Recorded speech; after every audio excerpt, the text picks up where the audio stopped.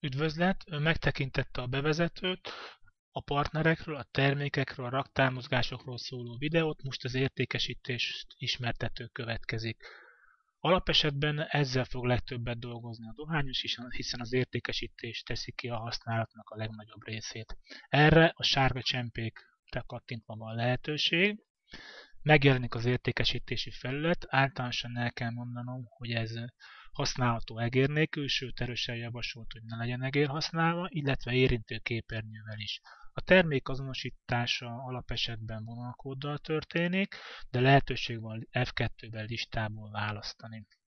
Magára az érintőképernyő használatára most nem térnék ki, értelemszerűen a képernyőn lévő gombokkal végezhető el, amely gombokra föl van írva milyen funkció billentyűvel érhető el ugyanaz a hatásfunkció.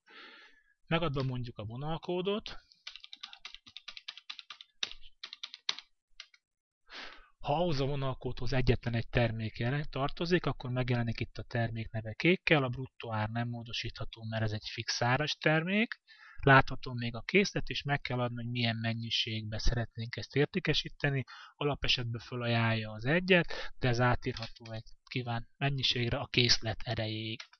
Enter leütésére fölhelyezte a listába a terméket, és akkor fölvehetjük a vevőnek a következő terméket, amit el szeretne vinni. Ha csak egyetlen egy terméket visel a vevő, akkor F10-zel a bizonylat rögzíthető. Kiválasztjuk, hogy milyen típusú értékesítést szeretnénk. Itt nyugtás vagy kimenő számla lehet, maradjunk a nyugtánál. Más teendőnk nincsen, mint elvenni a pénzt a vevőtől, beütni a pénztárgépbe, és esetleg itt van egy visszaadás segítő ablak, aki igényli, és az alapján visszaadni a visszajárót.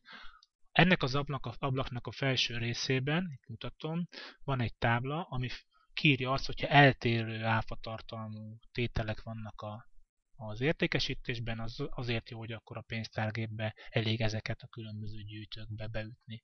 Tovább menni a rendben nyomó gombbal lehet, és jöhet a következő vevő. Előfordulhat olyan történet, hogy egy vonalkódhoz több termék is tartozik. Ezt a terméktörzsben már ismertettem, például a különböző ízű pipadohányoknál, de olyan is lehet, hogy egy termékhez több ár van, ez a cigarettáknál teljesen természetes dolog. Ilyenkor, ha megadom a vonalkódot, akkor följön egy lista, és választhatok az különböző termékek közül, amik ugyanehhez a vonalkódhoz tartoznak, vagy netalántán választhatok a különböző árak közül, amik egy termékhez vannak, de lehet ennek a kettőnek a kombinációja is. Nem fix áras terméknél, mint a példánkban, előfordulhat, hogy nincs megadva a bruttó eladási ár, konkrétan ez az újságoknál a leggyakoribb történet, hiszen teljesen felesleges bevinni, ha nincs egyéb igény az összes újságot az összes árral, elég fölvinni egy terméket, mint újság, és nem kell megadni az árat. Ilyenkor, hogyha kiválasztom ezt az ár nélküli tételt, még egy plusz ablak jelenik meg, és itt meg kell adnom az árat. Ez újság esetében annyit jelent, hogy le kell olvasni a kiadványról, hogy mennyibe kerül éppen. Mondjuk ez legyen 300 forint. Innentől kezdve az értékesítés menete ugyanaz, meg kell adni, mennyit visz el belőle, ha semmi más nem visz, akkor csak ezt a terméket F10-zel le tudjuk rögzíteni. Mondtam azt, hogy lehetőség van vonalkódon kívül listából is választani. Válasszuk ki mondjuk most ezt a terméket. Ehhez a termékhez csak egyfajta ár tartozik, ezt fölveszem. Adjunk el még egy terméket listából. Ha olyan terméket szeretnék eladni, ami nincsen készleten, és NDN-ZRT-s termék, tehát szigorú készletkezelésű, akkor ezt nem engedi a rendszer, egy F nyomógombbal kell kilépnem, és az értékesítés nem végezhető el. Próbáljunk egy másik terméket. Mondjuk ezt eladható, ebből egyetlen egy áru van, pontosabban nincs is neki ára, ez egy 200 forint, és akkor ebből vigyenek 3 darabot. Ha valamelyik terméket mégse szeretném eladni, mert meggondolta magát a vevő, akkor az F8 törös tornó gombbal lehetséges ez. Ez a gomb ez két funkciós, első esetben, ha kiválasztottam egy terméket, és még nem tettem föl Enterrel az alatta lévő táblázatba, ide, ha megnyomom az F8-at, akkor minden kérdés nélkül ebből a felső kék keretes részből innen kiveszi. Ha olyan esetben nyomom meg az F8-at, hogy itt még nincsen termék előkészítve ahhoz, hogy belerakjam a bizonylatba, tehát mondjuk most, akkor feladja az eddig rögzített termékek listáját, és amelyiket törölni szeretném, azt egy Enter leütéssel törli, és visszalép az előző felületre. Tehát egyenként lehet törölni, itt már további kérdést nem tesz föl.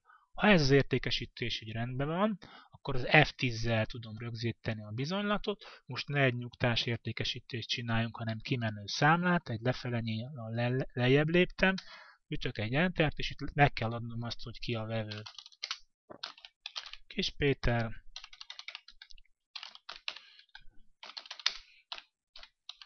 esetleg az adószámot, ha a szükséges csillaggal jelölt adatok kitöltésre kerültek, akkor a rögzít nyomógomb aktívvá válik, ha pont rajta is van a vezérlés, akkor kék színű, és egy Enter leütésével elvégezhető a számla elkészítése. Ilyenkor a számlát kinyomtatja a számítógépen lévő nyomtatóra, és ugyanaz a visszaadást könnyítő ablak jelenik meg, mint nyugta esetében.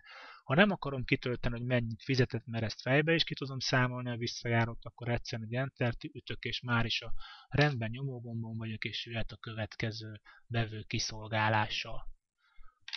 Ha olyan történik, hogy fölvettem a vevőnek az árut, és az egész értékesítéstől eláll, vagy ne talántán ki akarok lépni az eladási részből, mert ez csak egy próba eladás volt. A kilépés ezzel az ajtós gombbal lehetséges, ehhez kell már egérhasználat, ezt direkt nem tettük rá a billentyűzetre, azonban ha olyan esetben szeretnék kilépni, hogy van tétel a bizonylatban, ezt nem engedni a program, ezt először ki kell onnan sztorníroznom, nehogy egy kilépéssel elvesszen egy bizonylatom. Újra visszatérek a F8-as sztornóra, kisztorníroztam, és ezt követően már enged kilépni az értékesítésből. A már rögzített értékesítésekkel végül is túl sok műveletet nem lehet csinálni, módosításra természetesen nincs lehetőség, csak sztornírozásra.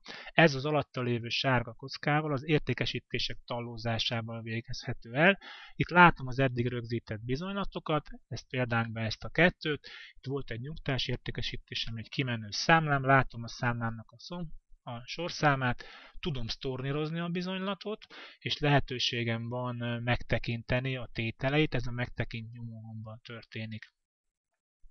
Itt látható, hogy ebben ez volt bent. Ha ezt az értékesítések megtekintését nem kívánom tovább nézni, akkor a jobb felső sarokban hasonlóan az előzőekhez a kilépés nyomógombbal ez elvégezhető. Összességében ennyit lehet elmondani az értékesítésről, még egy videó van hátra, ami a kimutatások és a bővítmények kezelését ismerteti.